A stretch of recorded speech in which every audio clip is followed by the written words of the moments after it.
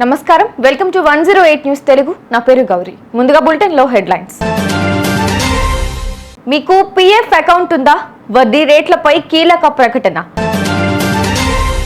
కేంద్ర మంత్రి కిషన్ రెడ్డికి 9 పేజీల బహిరంగ లేఖ రాసిన సీఎం రేవంత్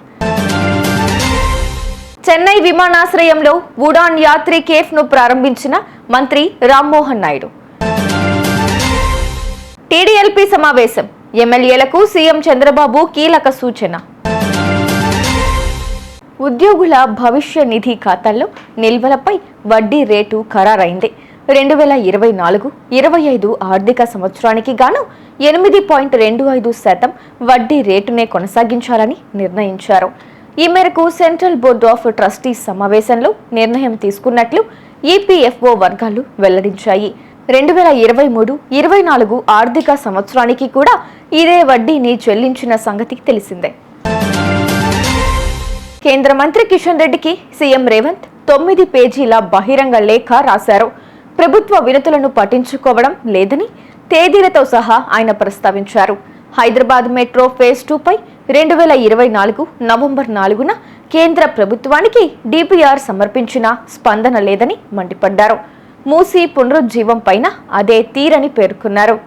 ఇకనైనా తెలంగాణకు సంబంధించి 1,63,559.31 కోట్ల రూపాయల ప్రాజెక్టుల అనుమతులు నిధుల మంజూరుకు శ్రద్ధ వహించాలని లేఖలో రేవంత్ పేర్కొన్నారు.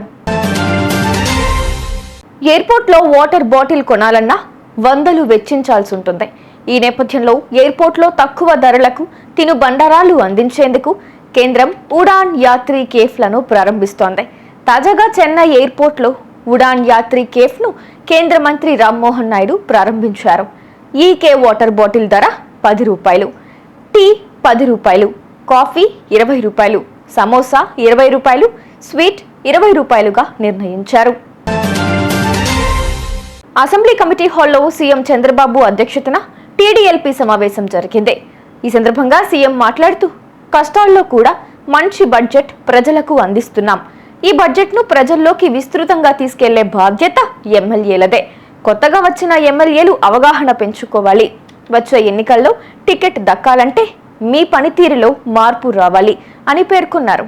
చూసారుగా, ఇవి ఇవాల్టి బులెటిన్ అప్డేట్స్. మరో బులెటిన్తో మళ్ళీ మీ ముందుకు వస్తాను. అంతవరకు కీప్ వాచింగ్ 108 న్యూస్ తెలుగు.